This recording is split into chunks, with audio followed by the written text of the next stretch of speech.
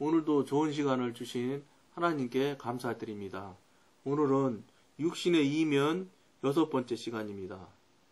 그러나 동시에 우리는 많은 사람들이 거듭나기 전이나 주 예수를 전혀 믿지 않을 때에도 칭찬할 만한 선을 행했고 또 지금도 계속 행하고 있다는 사실을 알고 있습니다.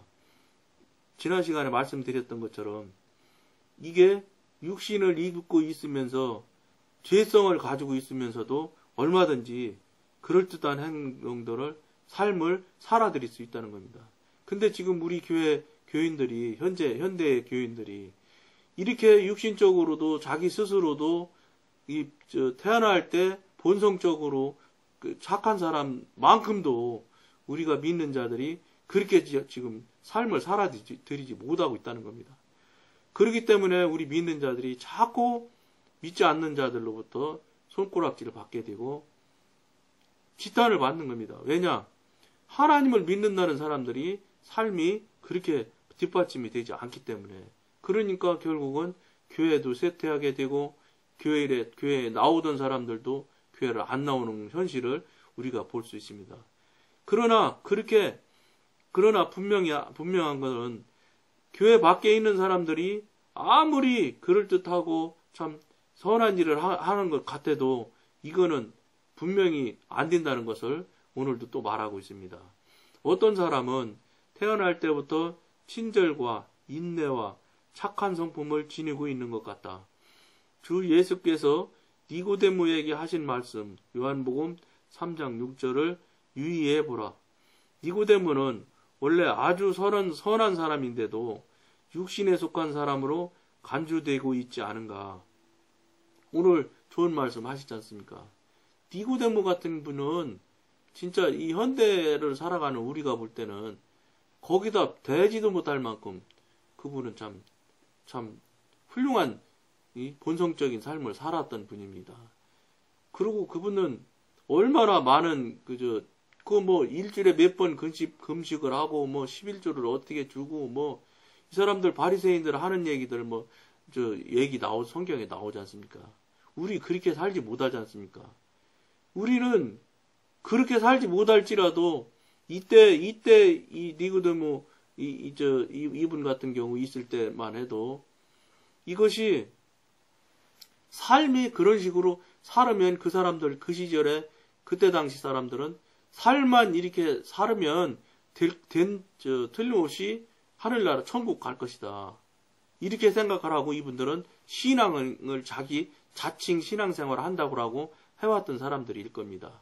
그러니까 어쨌든지 이 니고데모라는 분이 나중에 예수님이 십자가 처형에 대한 논의를 할 때 굉장히 많이 예수님을 옹위하는 말씀을 많이 하는 분 중에 하나지 않습니까? 그럼에도 불구하고 이 대단한 분이 거듭나야지 천국을 간다 하니까 다시 여자 뱃속으로 들어가서 다시 나와야 되냐는 뜻으로 물어보지 않습니까? 이것이 무슨 말씀을 할 수 있냐면 이렇게 대단한 성경적인 지식을 가지고 있던 이런 분이라도 그 거듭난다는 그 간단한 그 거듭남의 말의 뜻도 그 거듭남의 비밀을 모르는 겁니다. 그러니까 겨우 한다는 말이 어머니 뱃속으로 다 들어가서 다시 태어나야 되느냐고 묻지 않습니까? 무슨 소리냐면 성령님이나 하나님께서 이게 도움을 주시지 않으면 그런 그 비밀한 일들은 너무 우리가 듣고 당연할 수밖에 없고 참 어떤 면에서는 별 볼 일 없는 별거 아닌 말씀인 것 같아도 니고데모라는 분이 이해를 못하지 않습니까? 이 그래서 성경은 신비한 책인 겁니다. 아무라도 읽어서 알아지는 거 아닙니다. 무슨 공부 잘했던 분들 예를 들어서 판사님, 검사님들 했다고 그래서 성경책 읽어져서 이해가 되느냐? 그렇지 않습니다. 이건 정말로 성경 말씀은 신비한 책입니다. 읽혀지는 사람만 읽혀질 수 있습니다.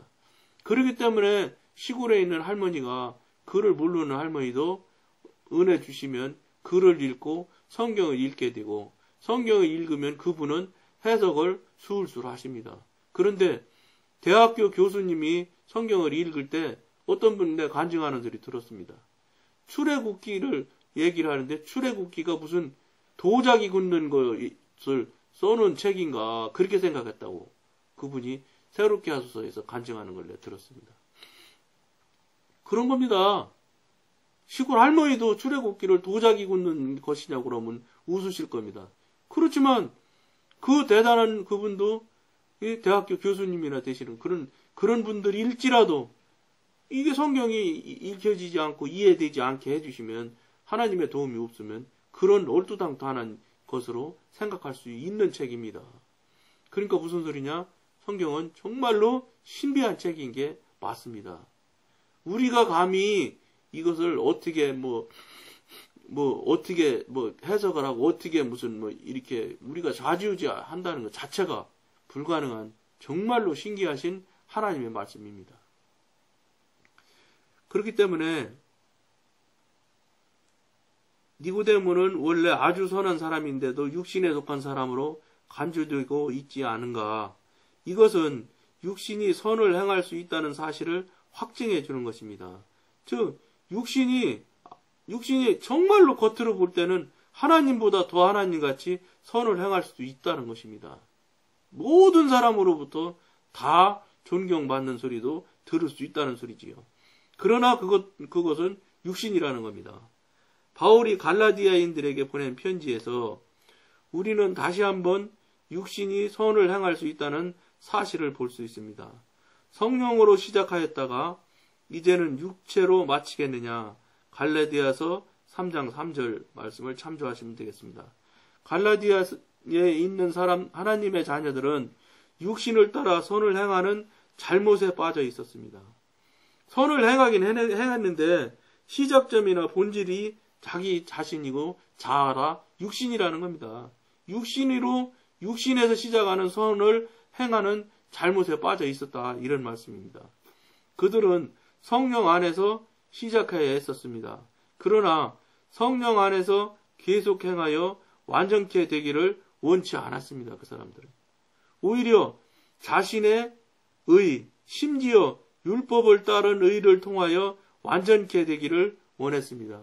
즉 율법 신앙 안에 있는 갈라디아인들이라는 것을 알 수 있다는 소리입니다. 율법은 예수님이 오심으로 해서 이제 율법으로서의 역할만 거기서 하는 것이지 그것은 예수님 이후로는 성령 시대 아닙니까? 그러니까 성령님의 인도하심과 지도하심대로 우리들이 살아드려야 맞을 겁니다. 그래야 하나님한테 옳은 삶을 살아드리고 그래야 결국은 넓은 길로 즉 남들 하는 대로 남 하는 대로 사는 삶을 사는 게 아니라 성령님께서 지도 인도하시고 성령님이 좋아하시며 성령님이 이끌어 주시는 대로 사는 삶, 즉 좁은 길로 가는 삶을 살 수 있을 겁니다. 지금 이 시대의 그 크리스찬들은 모두가 거의 다가 정말로 많은 숫자가 대다수의 숫자가 자기 중심에서 살아가고 또 넓은 길로 가는 것을 볼 수 있습니다. 기성교회들 보면은 정말로 자기 자신이 스스로 솔직히 가슴에 손 얹고 자기 자신을 돌아볼 때 하나님의 입장에서 관점에서 봤을 때 자신 있는 사람 좁은 길로 온전히 가고 있는 사람 많지 않은 것 같습니다. 왜냐하면 그것은 제가 성령님께 물어본 건 아니지만 결과로 이미 나왔지 않습니까? 좁은 길로 가는 사람이 많으면 지금 이 기독교 개신교가 이렇게 지탄을 받고 이렇게 하는 일이 나타나지 않습니다. 하나님께서 이끄시는 분들이 하나님과 동행하는 사람들이 그렇게 많은 숫자가 있다면 절대로 이런 얼토당토하지 않는 일들이 나타나지 않습니다. 그런데 지금 얼토당토하는 일들이 너무 많이 나타나지 않습니까? 동성애법, 이제 동성애 목사님, 이제 지금 이게 말이 여러분 된다고 생각하십니까? 솔직히 얘기해서. 제 며느리가 남자랍니다, 남자. 여러분들 며느리가 남자인데 받아들일 수 있습니까? 지금 동성애법이 그거 아닙니까? 그런 삶을 지금 우리가 살고 있다고요. 그래서 이 사회가, 이 세상이 지금 그렇게 가게 되는 이유가 뭔데요? 좁은 길로 가는 분이 없습니다. 인원이 너무 소수라는 소리입니다. 소수니까 힘을 발휘 못하는 거예요. 힘을 발휘 못하니까 다수라는 민주주의라는 그 제도를 이용해가지고 숫자를 다 밀어붙여서 이런 법들을 통과시키고 그거를 합당하다고 하고 그거를 막 갖다 시청 앞에서 옷을 다 벗고 그런 것을 퍼레이드를 하는 것을 허락할 수밖에 없는 이런 다수의 논리에 막 빠져가지고 이런 모양들로 지금 현실이 지금 나타나고 있지 않습니까? 전도도 못하게 돼 있지 않습니까? 전도하면 이제 잡혀간대요.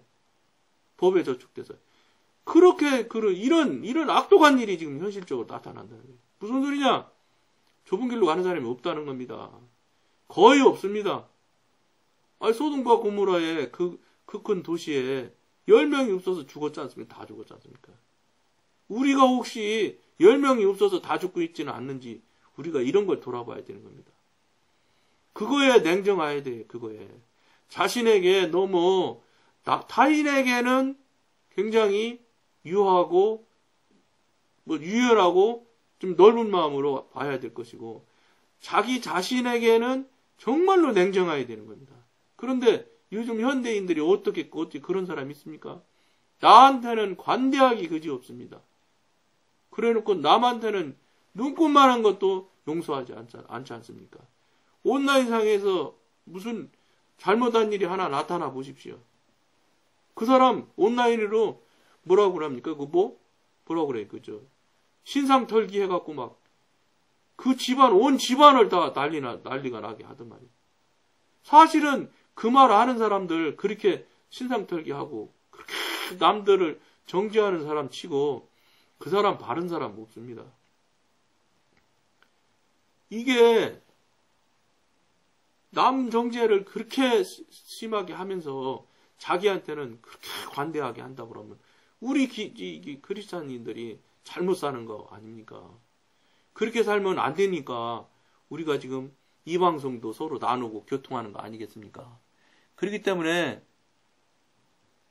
우리들이 이 부분에 대해서 심각하게 생각을 하고 이제 속히 좁은 길로 갈 수 있도록 하나님 성령님이 이끌어 주시는 길로 갈 수 있도록 우리가 노력하고 서로 나누고 교통을 해야 될 것 같습니다.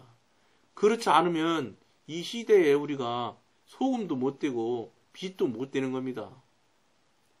물론 우리가 그걸 그 사람들을 구하고 어떻게 하는 건 아니지요. 그러나 우리가 다수가 많은 수에 왜냐 지금 크리스찬이 많은 인구가 지금 우리나라에는 크리스찬이라고 하지 않습니까? 어디선가 보니까 선교사님 파송한 숫자가 27,000명이라고 나오대요.